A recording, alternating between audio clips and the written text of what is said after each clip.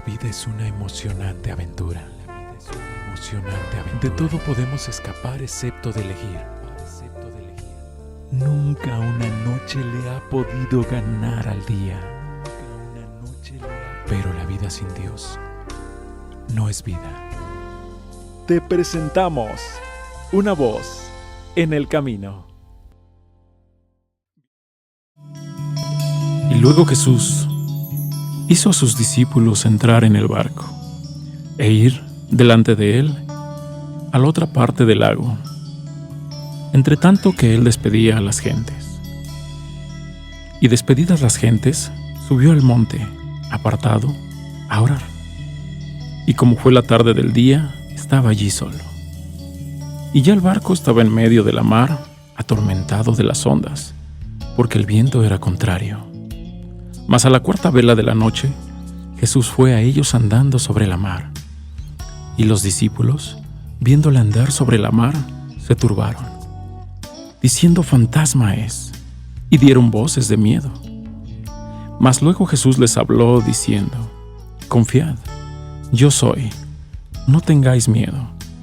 Entonces le respondió Pedro y dijo: Señor, si tú eres, manda que yo vaya a ti sobre las aguas. Y él dijo: ven. Y descendiendo Pedro del barco, andaba sobre las aguas para ir a Jesús.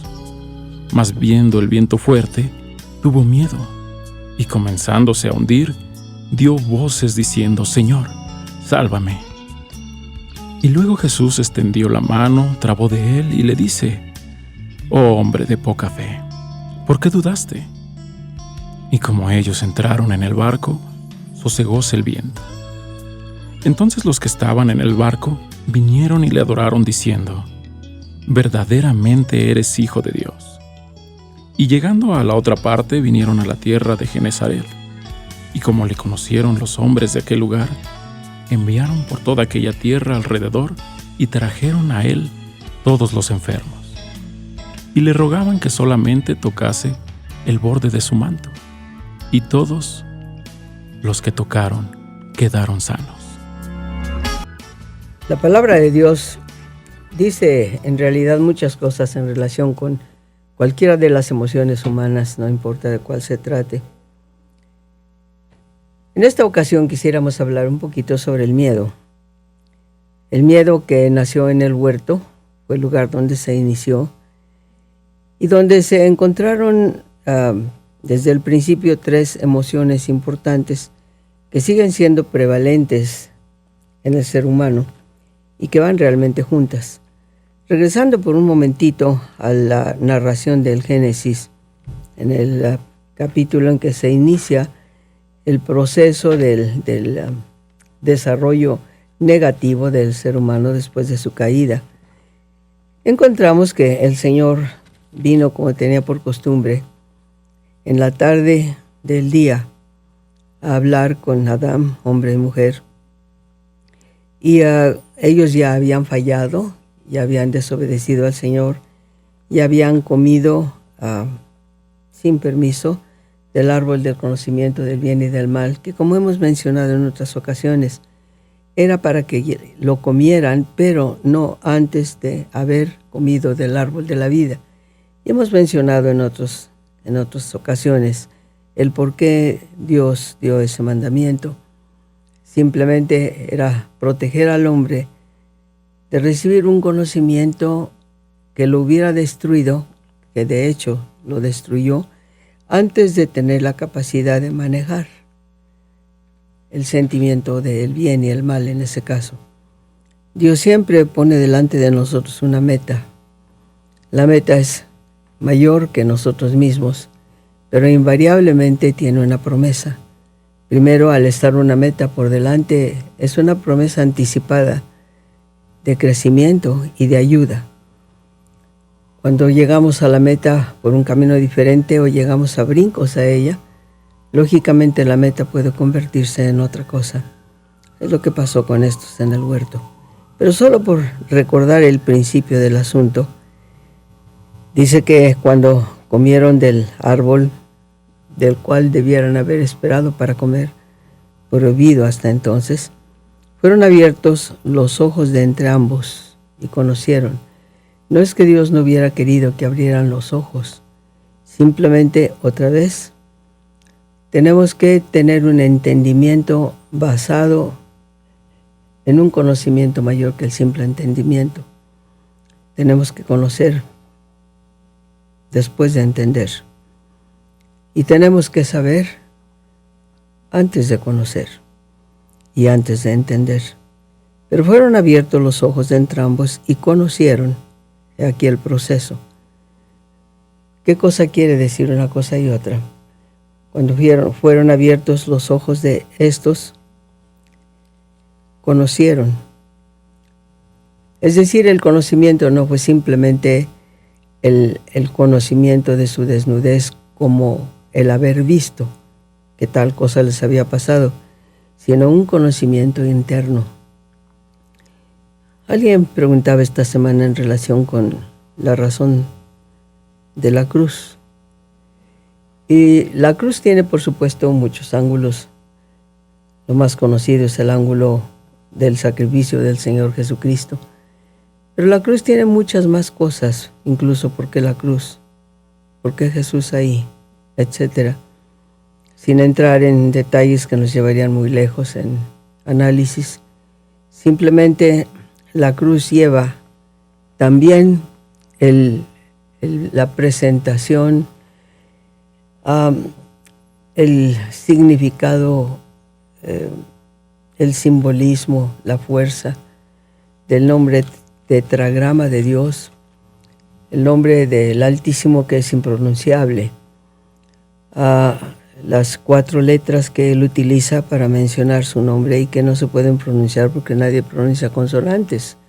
Entonces, por cuestión de poder hablar, de decir el nombre de Jehová, se le añadieron letras intermedias a la Yod, a la Hei, a la Bo y a la Hei otra vez, que son las 4 letras que se utilizan para describir el nombre del Altísimo Dios. Entre las muchas otras cosas que se pueden decir sobre este nombre, tenemos el significado de la sabiduría, que es un conocimiento que se recibe, del entendimiento, que es la capacidad de comprender el porqué, ver la raíz del porqué de la sabiduría que recibimos, y el conocimiento, que es aquello que hacemos nuestro una vez que hemos sabido y entendido, y finalmente la prudencia para elegir qué queremos. Pero este conocimiento significa eso, el tener internamente el entendimiento de lo que hemos recibido. De repente conocieron, tiene que haber sido profundamente doloroso el haberse conocido en el estado de desnudez en el que se habían encontrado. Profundamente doloroso conocer que lo que estaba debajo de su vestidura de luz era algo muy distinto a lo que Dios les había dado como cobertura. De repente empezaron a verse en una forma distinta a la que jamás se habían visto, y se produjo en ellos una serie de reacciones. La primera de ellas fue la vergüenza. Después de la vergüenza vino el miedo, y como producto de la vergüenza y del miedo llegó el enojo, y después los frutos del enojo, que son de inmediato la autodefensa y la acusación. Defendemos nuestro yo, acusando tantas veces. Torpe el hacerlo, pero ciertamente común, hasta que Dios no nos corrige. El hombre conoció, dolorosamente conoció, y tuvo que enfrentarse a sí mismo. Al ser humano no le gusta enfrentarse a sí mismo. Es raro aquel que con honestidad viene a Dios y le dice: muéstrame el verdadero rostro de lo que yo soy. Muéstrame la realidad de mi ser. Quiero ver lo que está dentro de mí, porque no quiero ser lo que veo que soy. Cuando alguien viene a Dios con esta honestidad, verdaderamente hay esperanza y hay fuerza para la transformación. Cuando solamente nos pasamos el tiempo acusando a otros, acusando a Dios o las circunstancias o lo que sea, pues nunca llegamos a ninguna parte. Y es muy fácil escondernos detrás de muchas situaciones. El miedo tiene muchos ángulos. Se leyó este pasaje en relación con el apóstol Pedro y se menciona la palabra miedo 3 veces en un pasaje. La primera de ellas, el Señor Jesús, después de haber hecho el milagro de la multiplicación de los panes, una de las 2 que se mencionan en la Biblia, envió a los discípulos por delante y él se quedó solo. Sus motivos fueron varios, esto de haberse quedado atrás. Pero básicamente, en este caso, veamos lo que pasó con los discípulos que fueron enviados por delante. Les digo que fueran delante de él, a la otra parte del lago, entre tanto que él despedía a las gentes. Es interesante, como paréntesis del tema, es interesante ver la manera como Jesús trataba a la gente. 5,000 hombres, aparte de mujeres y niños. Claro que Dios puede multiplicar el tiempo como nadie más puede hacerlo. Él es el creador de este espacio que se llama tiempo. Él es el creador de esta criatura a la que llamamos tiempo. No estoy hablando de criatura como persona, pero de esta creación, de esto que se llama tiempo. Y Él puede hacer con el tiempo lo que Él quiera. Utilizó el tiempo después de un largo día de trabajo constante en despedir a las gentes. No puedo imaginarlo diciendo una bendición general desde algún sitio donde se hubiera parado para estar un poco más alto y bendecir a la gente y decir vayan en paz. No se hubiera quedado atrás para eso, para despedir a las gentes. Es fácil imaginarlo caminando entre ellos, tocándolos, sonriendo, sanando y dando simplemente su presencia que tiene que haber dado fuerza, paz, fe, gozo. Si solamente pudiéramos tomar tiempo, el tiempo necesario para hacer nosotros lo mismo. No despedir a alguien como decirle adiós, aun cuando también eso puede hacerse. Pero despedir a alguien en el sentido de decir, todo va a ir bien, que Dios te bendiga. Y decirlo de tal manera que venga desde lo más profundo del ser. De tal manera que aquello que sale pueda tocar con fuerza a aquel a quien se le dice. ¿Pero qué de Jesús? ¿Cómo lo habrá hecho? Cuando uno despide a alguien o se despide de alguien, uno debiera tratar de proyectar honestamente el mejor de los deseos para que a quien se le dice adiós o simplemente hasta luego. Pero bueno, los discípulos entraron al barco y pues el viento era contrario, no los dejaba avanzar adecuadamente, era difícil el avance en la noche, era tarde, estaban cansados y de repente vieron a Jesús caminando sobre el mar. Tuvieron miedo. Los discípulos, viéndole andar sobre la mar, se turbaron diciendo, fantasma es, y dieron voces o gritos de miedo. Empezaron a gritar con miedo, simplemente a gritar. ¿Por qué? Lo desconocido. Un fantasma, pues bueno, que pudiera uno temer de un fantasma. Un fantasma, la palabra está conectada con la palabra fantasía. Los fantasmas en un sentido son fantasías. Hay mucha gente que tiene miedo porque ha creado fantasías determinadas. Se crean fantasías de bien, fantasías de mal. Y las fantasías que se han creado sobre males ajenos o propios producen miedo. ¿Qué objeto tiene tener miedo cuando es tanto más fácil ir al espejo de la presencia de Dios y preguntarle, ¿Qué quieres decirme con esto? ¿Por qué tengo miedo? ¿Miedo de qué? De enfrentarme a mí mismo. ¿Miedo de entender lo que no quiero entender? ¿Miedo de ver lo que no quiero ver? ¿O miedo simplemente de decir de qué se trata? ¿Qué es lo que busca este fantasma que se acerca a mí? Y tener la fortaleza necesaria para saber, el Señor sabe, el Señor ve. ¿Dónde estaba su fe y su confianza en el poder de Jesús, que acababa de hacer el tremendo milagro que había hecho cuando multiplicó el pan y los peces? Empezaron a gritar de miedo. ¿Cuánta es la paciencia de Dios? Les habló, luego Jesús les habló y les dijo, tengan confianza, no tengan miedo, soy yo. Cuando vienen fantasmas a la vida, los fantasmas de cosas que pudieran suceder o de cosas que en realidad vienen, qué sé yo, peligro de enfermedades que pueden llevar a la muerte, peligro de fracasos económicos, peligro de pérdidas que serían sensibles de un modo u otro. No importa de qué tipo de miedo se trate, la peor manera de vivir un miedo es esconderse de él.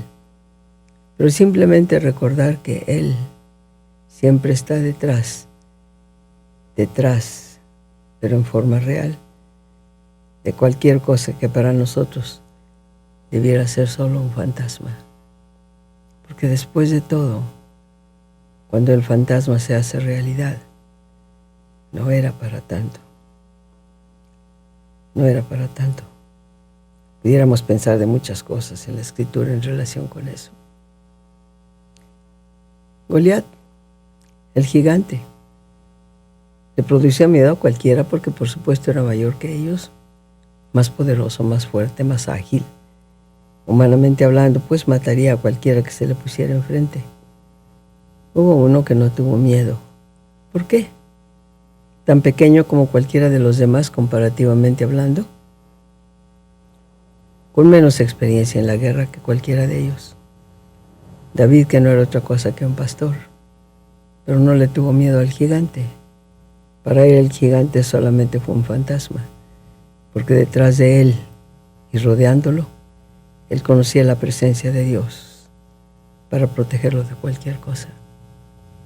Estos fantasmas que llegan a nuestra vida, estos fantasmas que quieren destruir, ¿qué va a pasar conmigo? ¿Qué voy a hacer? ¿Cómo voy a resolver esta situación o aquella otra? ¿Qué va a pasar si esto no ocurre? Los fantasmas del miedo que llegan de un modo u otro son solo fantasmas. Cuando uno recuerda que después de todo, si uno se esconde en Dios, si uno se esconde en Jesús, no pasa nada. Detrás de los fantasmas está Dios tratando de enseñarnos algo, de volvernos más fuertes, o más humildes, o más sabios, o más pacientes, o más sencillos, o más valerosos. Confíen, yo soy, no tengan miedo. En cuanto Pedro se dio cuenta de quién era, emocionado Pedro, a Pedro lo encontramos con miedo más de una vez. Esta es una de estas veces. La última vez que lo encontramos con miedo es cuando ya estando en el patio del sumo sacerdote, cuando Jesús había sido aprehendido, y estaban buscando la manera de condenarlo. Acabaron por buscar testigos falsos porque no había nada de que pudieran condenarlo legalmente, legítimamente. No había nada en él que fuera condenable. Y buscaron entonces gente que mintiera. Acabaron por condenarlo, como sabemos, aun cuando todos nosotros tenemos culpa en ello, porque murió por todos nosotros, lo sabemos. No todo el mundo quiere aceptarlo como Salvador, aunque lo sepan con su mente, no siempre les interesa en el corazón. No hace mucho platicaba con alguna persona, una mujer joven, Y le hablaba de eso, de Jesús comprándonos con su sangre. Sé que entendió lo que le dije. ¿Cuál fue su respuesta cuando le pregunté si quería aceptarlo como su Salvador? Su respuesta fue sencilla: no me interesa. ¿No le interesa la presencia de Jesús en usted? La verdad, no. ¿No le interesa tener la certeza de que Él ha pagado por sus pecados y puede llegar a la presencia de Dios en paz? No, no me interesa. Y lo dijo en serio. No conoce el miedo del futuro. El miedo lo va a encontrar cuando tenga que enfrentarse a aquello a lo cual ahorita dice, y en realidad sucede, no tiene miedo. ¿Tendrá miedo de la muerte? No lo sé. Pero no tiene miedo de Dios. Algún día lo va a encontrar. Demasiado tarde. Pedro, si tú eres, manda que yo vaya a ti sobre las aguas. Hemos mencionado este pasaje en la vida de Pedro en otras ocasiones. Ahorita solo quisiéramos centrarnos en este asunto del miedo. Viendo el viento fuerte, tuvo miedo y comenzándose a hundir, gritó de miedo, diciendo: Señor, sálvame. Miedo, otra vez. ¿Miedo de qué? ¿Qué lo asustó en este caso? El viento fuerte. El viento fuerte, bueno, estaba levantando las olas. ¿Qué pasaba con él? ¿Las olas lo subían y lo bajaban? ¿Qué pasó con él? El viento le azotaba la cara. Viendo el viento fuerte, empezó a tener miedo. Y empezó a gritarle al Señor. Hay muchas cosas que vienen así como el viento en contra nuestra.